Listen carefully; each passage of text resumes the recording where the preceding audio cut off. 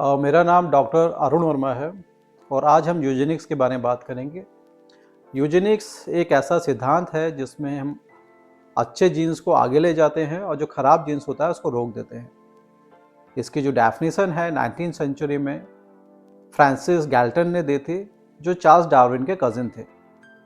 जैसा कि हम जानते हैं चार्ल्स डार्विन के वर्क के बारे में, उसी वर्क के बेसिस पे इन्होंने अपनी थ्योरी दी और इनका मानना था जिस तरह से प्लांट्स में जो क्रॉप अच्छी नहीं है, अगर उसके बीजों को हम रोक दें तो आगे के समय में किसान को जो नुकसान होता है उससे बच सकता है, क्योंकि खराब बीजों से खराब पेड़ पौधे ही डेवलप होंगे और जो अच्छे बीज होते हैं उनको संभाल के रखा जाता है जिससे हमें अच्छी पैदावार भविष्य में मिले।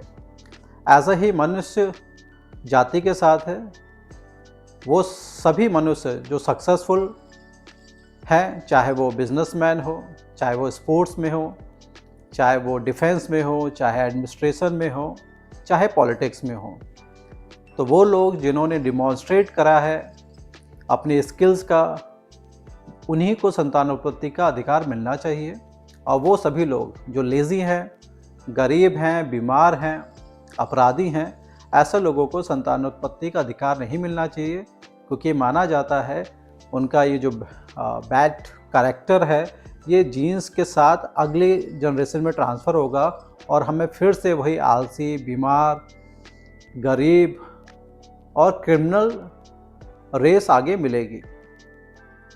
इन प्रिंसिपल ये सुनने में बहुत अच्छा लगता है और ये पुराने ग्रीक कल्चर से भी रिलेटेड है और बहुत सारी सभ्यताओं में इसको एक्सेप्ट किया गया। अमेरिका में भी यूजेनिक्स के प्रिंसिपल को मानते हुए स्टरलाइजेशन का प्रोग्राम हुआ, जिसमें बहुत सारे लोगों को संतानोत्पत्ति के अधिकार से रोक दिया गया। ब्रिटेन में भी ऐसा हुआ और जर्मनी में भी हुआ। जो हिटलर था उसका इस मानना था कि जो आर्यंस हैं वही बेस्ट है, बाकी किसी को संतानोत्पत्ति का अधिकार नहीं होना चाहिए। ये एक कहानी है। फिर आता है bill of rights, universal declaration of human rights, और कंट्री आज़ाद हुए। और उसके बाद जो फंडामेंटल राइट्स थे उसमें एक महत्वपूर्ण अधिकार था right to marriage and have a family. तो ये इक्वालिटी पे काम करता है, ये इक्विटी पे काम नहीं करता है। तो सभी मनुष्य को बराबर माना गया है और सभी मनुष्यों को संतानोत्पत्ति का अधिकार है, शादी करने का अधिकार है। और ये पहले से डिफाइन नहीं किया जा सकता कि किसका बच्चा क्या होगा। कुछ एग्जाम्पल्स ऐसे हैं जिसमें उनके पेरेंट जो थे वो आज की डेफिनेशन में सक्सेसफुल नहीं थे, बट उनके बच्चे बहुत ज़्यादा सक्सेसफुल हुए। आप ऐसी बहुत सारी स्टोरीज़ देखेंगे जिसमें माँ बाप बहुत गरीब थे, बीमार थे, मगर बच्चों ने लाइफ के हाइट्स को अचीव करा। वो चाहे ट्रेड हो, वो चाहे पॉलिटिक्स हो, वो चाहे स्पोर्ट्स हो। तो अगर इस प्रिंसिपल को हम इन प्रिंसिपल अप्लाई करेंगे तो शायद मानव सभ्यता ऐसे बहुत बेहतरीन लोगों को खो देगी। बट दूसरी तरफ एक नया प्रिंसिपल आया है जिसमें जेनेटिक इंजीनियरिंग का इस्तेमाल करके जो बेहतरीन जीन्स हैं, उन जीन्स की मदद से जो है वो डिज़ाइनर बेबी तैयार किए जा रहे हैं। अगर आज आप चाहें तो आप ये फिक्स कर सकते हैं कि आपके बच्चे की आंखों का रंग क्या होगा, उसके स्किन का कलर क्या होगा, उसकी हाइट क्या होगा, उसका बॉडी टाइप क्या होगा, एसेट्रा एसेट्रा।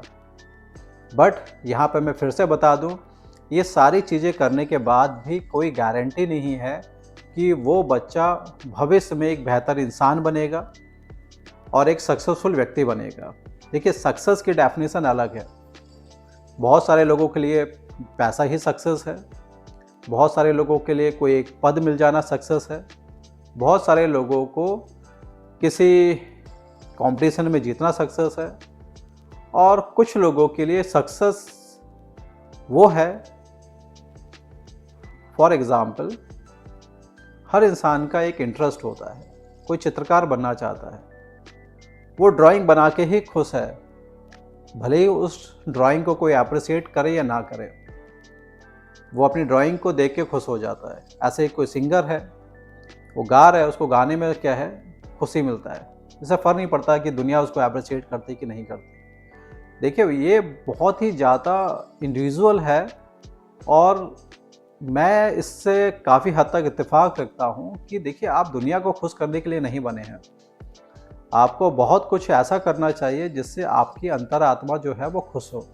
अगर आपकी अंतरात्मा खुश है, चाहे वो ड्राइंग बनाना हो, सिंगिंग करना हो, चाहे स्पोर्ट्स खेलना हो, चाहे राइटिंग करना हो, कुछ भी, वो आपकी पर्सनैलिटी को इम्प्रूव करेगी और आपको एक बेहतर इंसान बनाएगी।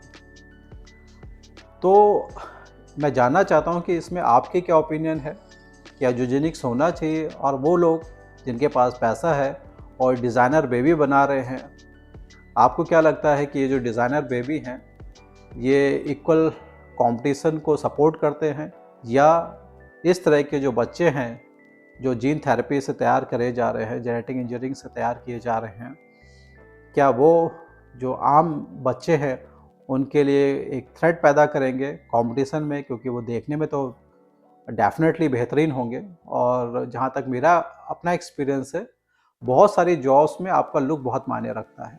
बहुत सारे ऐसे काम हैं, तो जैसा हम जानते हैं, first impression is the last impression. तो कहीं ऐसा ना हो कि उनको देख के ही हायर कर लिया जाए। आप ऐसे बहुत सारे सेक्टर हैं, you can take example of tourism, sports, politics, बहुत सारी जगहों पे आपका लुक बहुत मायने रखता है। बट कुछ ऐसे एरिया है जैसे राइटिंग हो गया, लीडरशिप रोल्स हो गए, तो यहाँ पे लुक बहुत मायने नहीं रखता है, यहाँ पे आपकी स्किल्स बहुत मायने रखती हैं। और फॉर्चुनेटली और अनफॉर्चुनेटली स्किल बहुत ही ज़्यादा इंडिविजुअल सब्जेक्ट है, इसको कोई सिखा नहीं सकता जब तक कोई सीखना ना चाहे।